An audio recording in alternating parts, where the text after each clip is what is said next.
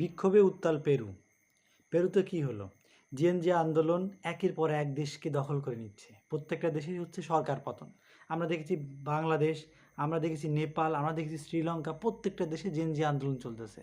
এই জেএনজিরা চায় কি? তাদের চাওয়া হচ্ছে এমন একটি সরকার প্রশাসন, যে প্রশাসন থাকবে না কোনো দুর্নীতি, থাকবে না কোনো অব্যবস্থাপনা, হবে কাঙ্ক্ষিত উন্নয়ন।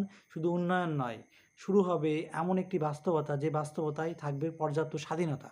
এবং শুধু স্বাধীনতা নয়, আরও একটি গুরুত্বপূর্ণ পয়েন্ট থাকবে। এটা কি? সেটা হচ্ছে দেশের আইন শৃঙ্খলা পরিস্থিতির লক্ষণীয় উন্নতি। এই আকাঙ্ক্ষাকে, লক্ষ্যকে কেন্দ্র করে পেরুতে কিন্তু দিনা সরকার হয়, দিনা বালুয়ার্ত চেঞ্জ হয়। কেন পদত্যাগ করতে বাধ্য হয়?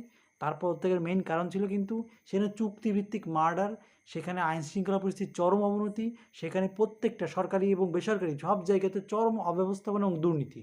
তো তরুণরা, বেসিক্যালি জেনজিরা আন্দোলন শুরু করে, এবং আন্দোলনের ফলশ্রুতিতে কিন্তু পেরুতে সরকার পরিবর্তিত হয়।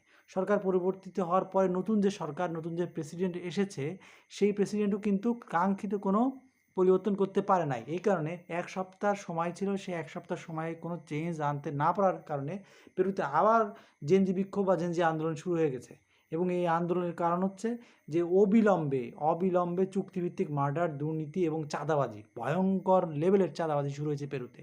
আর পেরুর সাধারণ মানুষের জীবন নাভিশ্বাস উঠে যাচ্ছে সেই চাঁদাবাজির কারণে। ওখানে যে ক্ষমতাসীন পার্টি, সেই ক্ষমতাসীন পার্টি এতটাই চাঁদাবাজ যে ওরা হচ্ছে সাধারণভাবে যে কোনো জায়গায় দোকান, স্টল সহ প্রত্যেকটি জায়গা থেকে চাঁদা নিচ্ছে।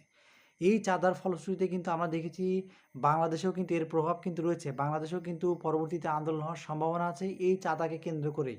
এই চাঁদাবাজ, মানে যে হারে চাঁদাবাজি বেড়েছে, যে হারে দুর্নীতি এবং অব্যবস্থাপনা সৃষ্টি হয়েছে, এই জেএনজিরা চাচ্ছে পৃথিবী থেকে দুর্নীতি, এই বিশৃঙ্খলাকে দমন করার জন্য, এবং সেজন্য তারা ক্ষণে ক্ষণে আন্দোলন করতেছে, এবং তারা আসলে কোনো কিছুকেই ভয় পায় না।